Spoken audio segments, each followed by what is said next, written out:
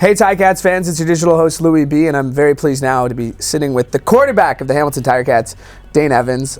Dane, I want to get to all the off-season last year, getting set for this season. But first I want to know just how you're doing. I know you got a baby on the way. How are you, Nikki and Murph doing? Yeah, we're doing good, man. We actually have everything that we think we need. Obviously, we don't know everything we're going to need, but everything off our baby registry, we got that. The last thing we have coming in on this Tuesday coming up is the mattress for the crib. So once that comes in, we think we got everything we need. Obviously, we're going to need more diapers and stuff like that, but we're feeling pretty good about it. I joked about this with Dylan, when he had his kid here. Like, now he's tied to Canada forever.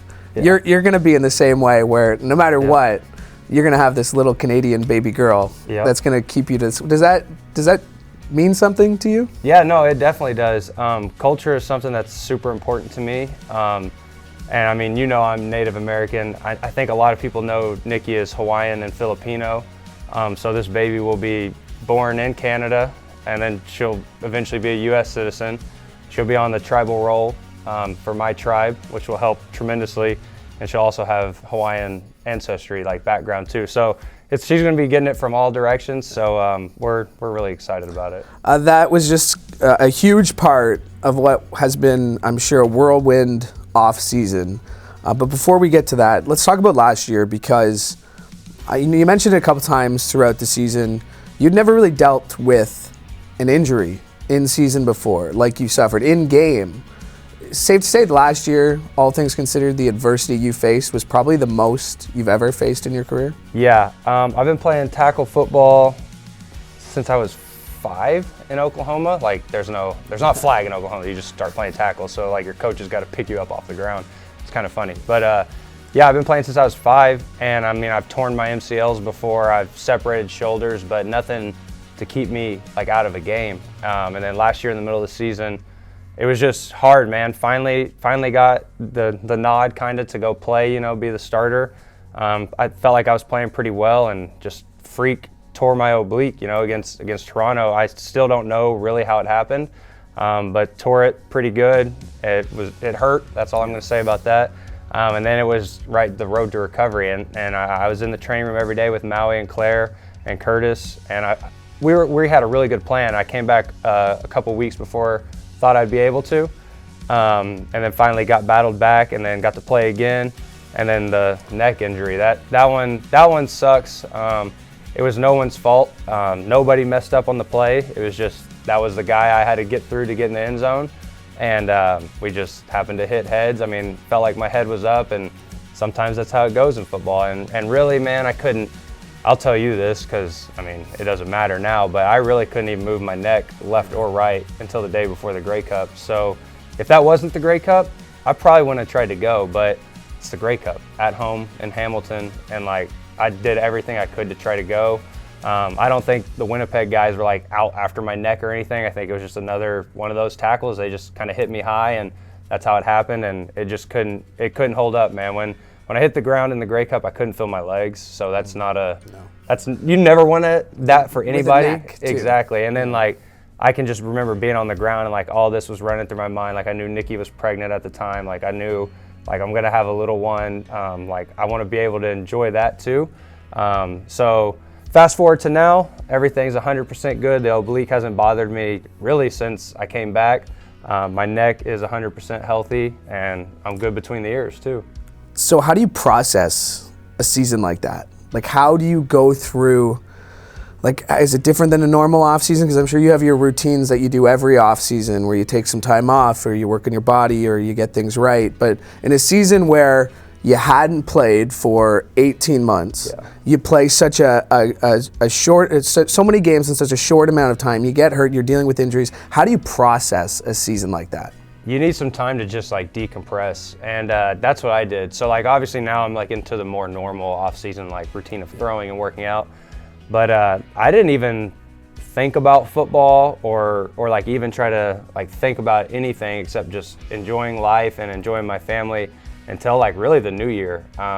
When that came around, I felt like I had enough time to decompress everything, the free agency situation, what Hamilton was telling me here, and I feel like it all worked out. But I think the biggest thing was just being able to relax a little bit. We went to our farm in Oklahoma, and that helped me a lot. So I just needed some time away, honestly. How much did having this baby on the way help you in that, though, with the distraction of, okay, I don't have to think about football, I can paint the baby's room, or I can do that? How much of that helped you this offseason? Yeah, it's helped a lot. Like I said, I mean, I joke all the time, like Nikki's obviously the one carrying it, right? And she's really starting to feel it now. But I'm super stoked. Like, I cannot wait to meet this baby. She's moving so much right now. Like, it's to the point now where you don't even have to like touch Nikki's belly. You can just see her moving. So it's like she's right there, but not here yet, you know? So I'm ready for her to be here. It's been a great thing for us.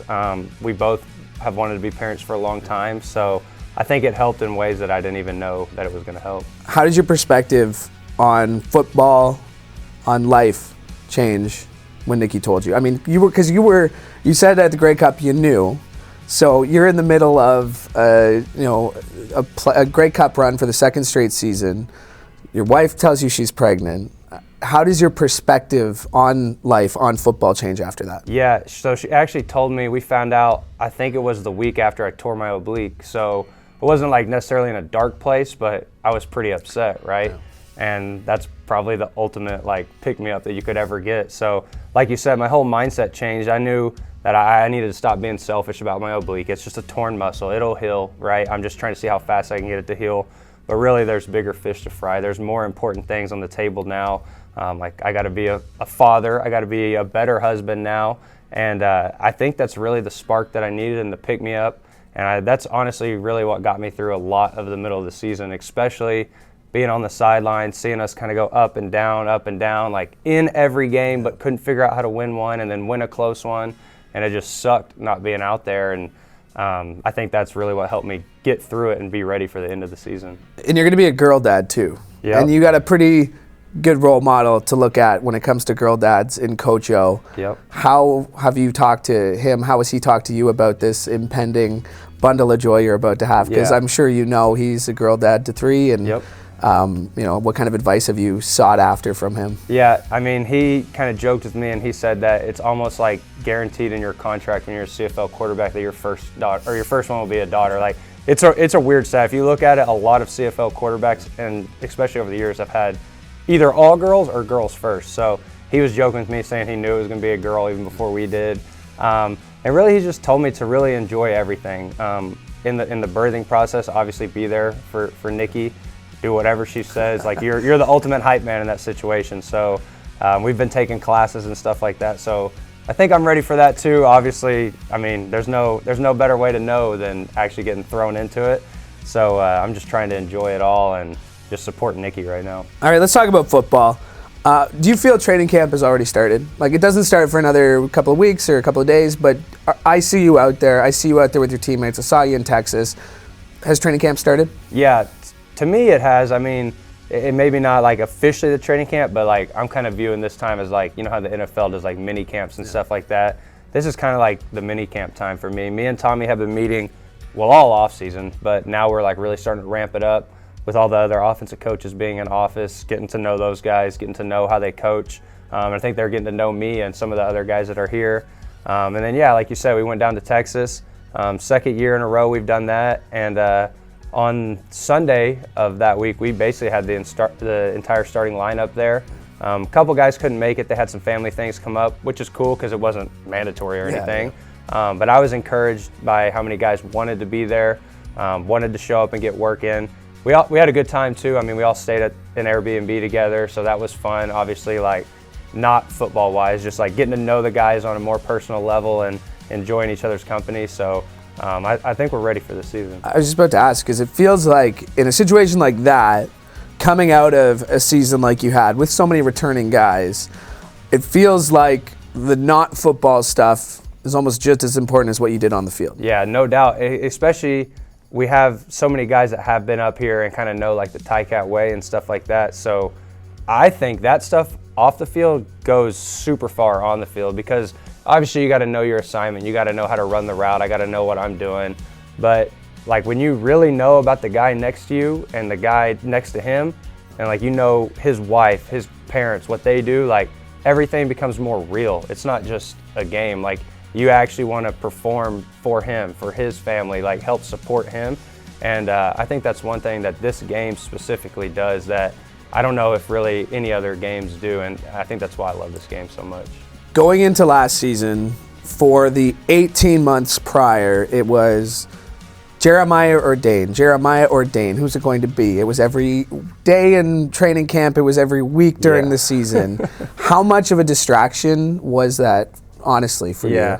No, I mean, it sucked, I'm not gonna lie. Like, and I don't mean it sucked as in like we were mad at each other over it. We were both just like over it, you know what I mean? Like, we knew what it was, everybody in here, you knew what it was, but I know y'all had a job to do too. I didn't ask. I never asked. I never asked. You never did. That's why you're the man, Louie. But I know, like, the TSN guys, like, obviously that's their job. That's what sells tickets or whatever. However you want to phrase it. It just got old, honestly. And like, you know how we are. We both, to us, it really didn't matter. Like, we wanted to win games. If I was holding the clipboard, I was holding the clipboard because I knew that if that week I wasn't playing, Jeremiah was ready and he earned it. And all I wanted to do was win anyway. And I think vice versa. If I was playing, he knew that I was ready and I had earned it. So it just kind of got old to us, the back and forth. But I mean, when free agency came, we had a good talk. Talked to him the other day about the rule changes. Now you have 2 quarterbacks on the field, and we would always. Sure, I was about to say, I'm sure you had drawn up some plans if you could have done that. We probably had 30 plays last year for it, but obviously it wasn't legal. So we missed that one by a year. But no, it just got old, kind of. And I mean, to that point, why do you think it was so hard for people to believe that there was no drama? Because like you said, I was here. I know, I saw it, and people were it was like, well, if you don't believe that they're fighting in the locker room or that they don't like each other, why was it so hard for people to believe? And I'm sure people are going to watch this now and still not believe it. But why do you think that is? That's up to them. I mean, everyone can make their own opinions, but I think it was hard for like outsiders to believe because it really had never been done efficiently before, right? Like, usually when 2 quarterbacks play throughout a year, a guy is actually hurt, can't play, comes in, the backup comes in, does his thing, and then they either just give it back to the starter or he gets hurt. So it was just kind of an unforeseen thing or something nobody had ever really seen before.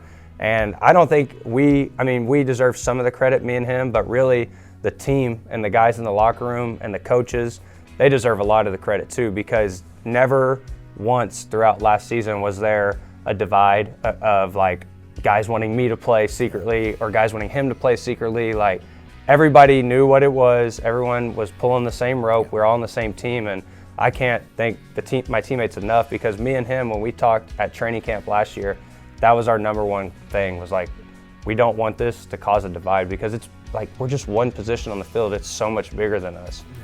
And I mean, nobody's half-assing it for the other guy when you're B team, A team, like, and it's such, when it builds that unity, and that's more of a team philosophy anyway. That doesn't matter if you're A team, scout team, you know, 5th man. Like, it doesn't really matter what you're doing, because that's how this team operates. Right, and that's what we talk about all the time. I love that we call our practice like roster guys up here the waiting room, because like, if you're in this facility, you can play ball. We all know it. It's just sometimes it's not your time to be active. It's not your time to be a starter. It's just that's how it rolls sometimes. But when you get that call, like, we expect nothing less than you to come in and do your thing. So like a guy like Donnie J, who last year, you know, was the scratch, you know, on game day or didn't get in, and then he shows what he can do.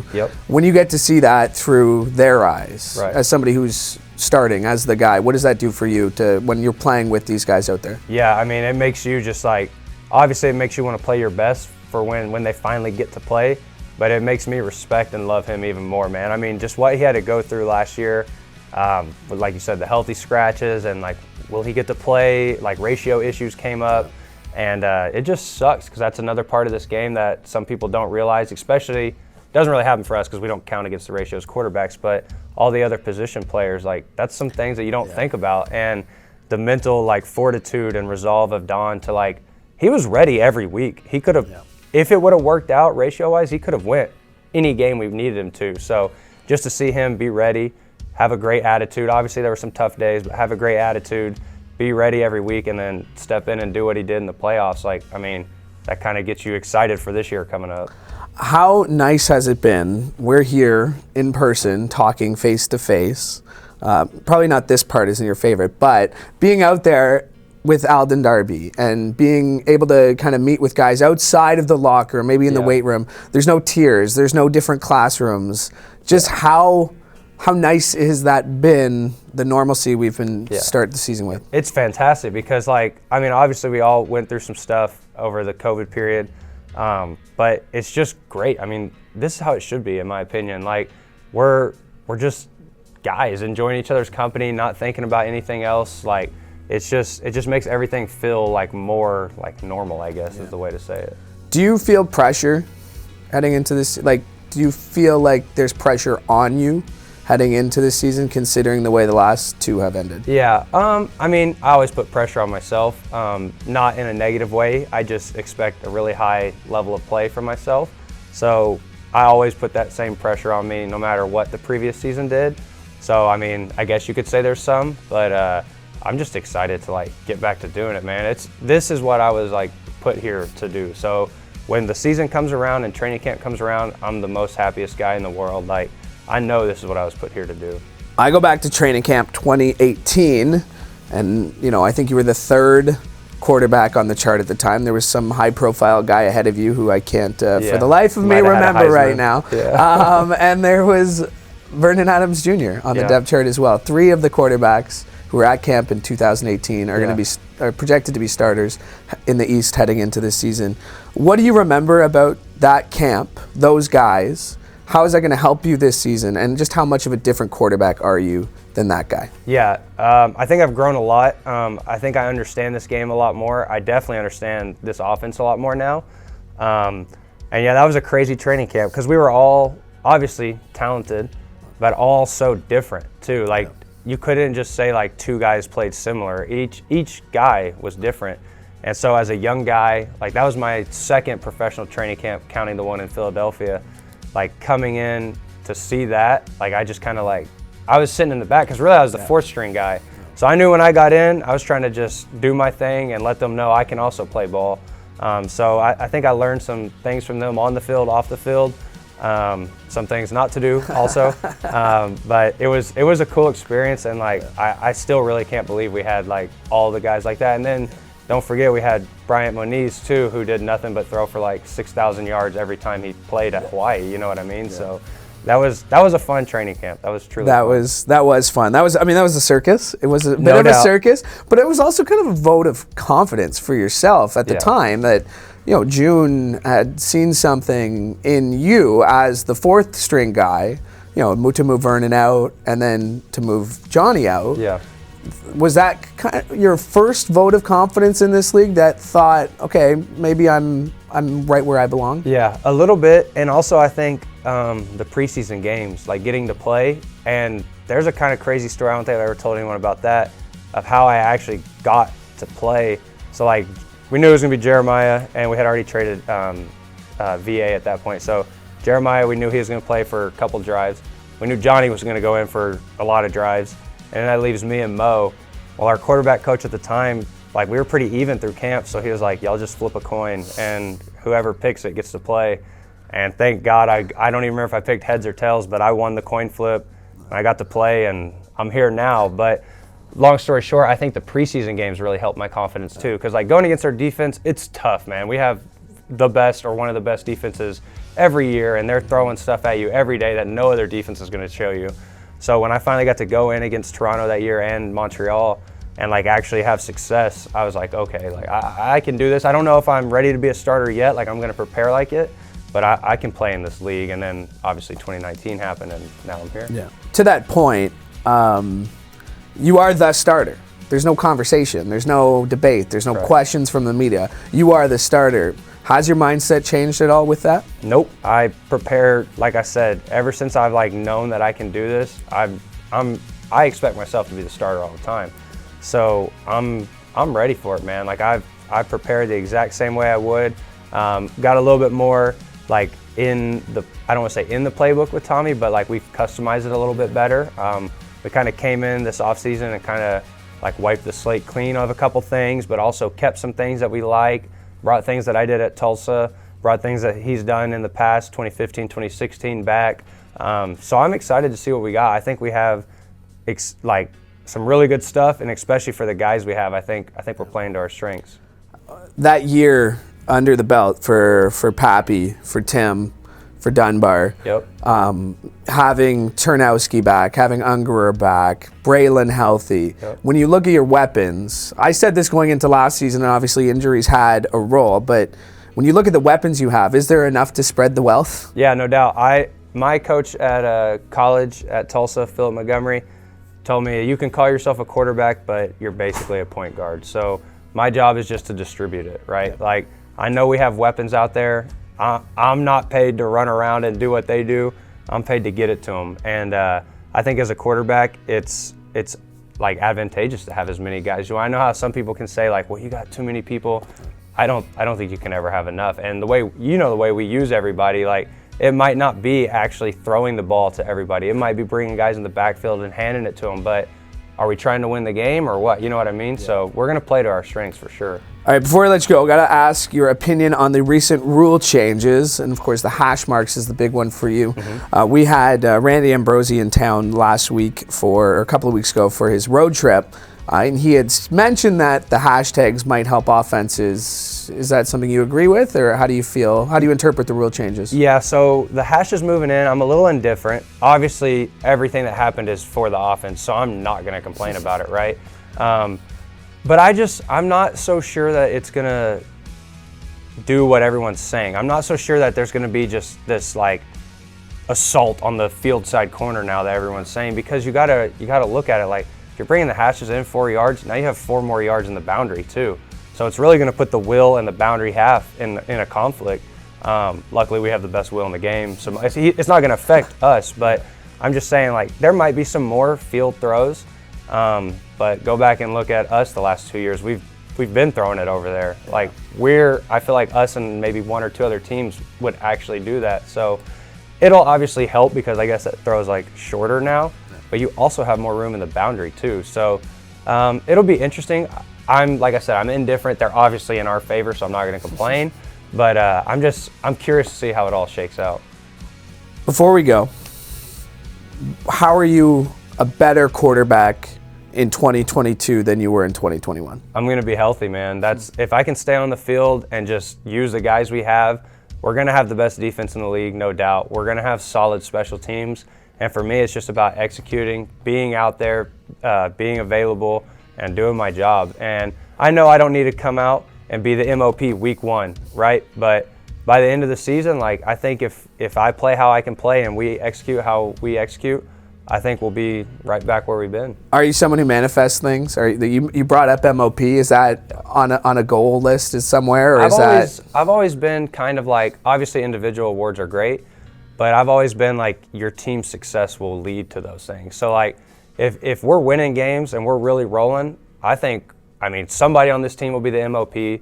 We'll probably have 10 all-star, you know what I mean, total team-wise. But I don't look at it like, I got to be them. I got to throw for 6,000 yards. I got to do what it takes to win, and then win the next week and win the next week. And if that takes throwing for 300 a game, that's what it takes. If it takes handing it off 30 times, that's what it takes. And I'm good. As long as we're winning, I'm happy, and all that other stuff will just come.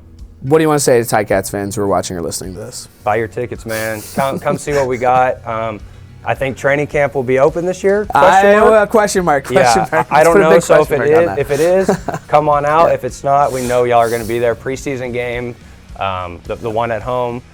We know y'all will probably go to Toronto just like always. But just come out, support us, man. I think we're going to have an exciting product. I think you're going to see some things, see some guys, especially when they come back for year 2, like I've already seen them. Yeah. There's going to be some differences, and they're going to help us out a lot. Well, Dane, I know you're a busy guy. I know I'm right in the middle of your pre-training camp training camp. So thanks for doing this. I appreciate it, man. Thanks, man. Appreciate you.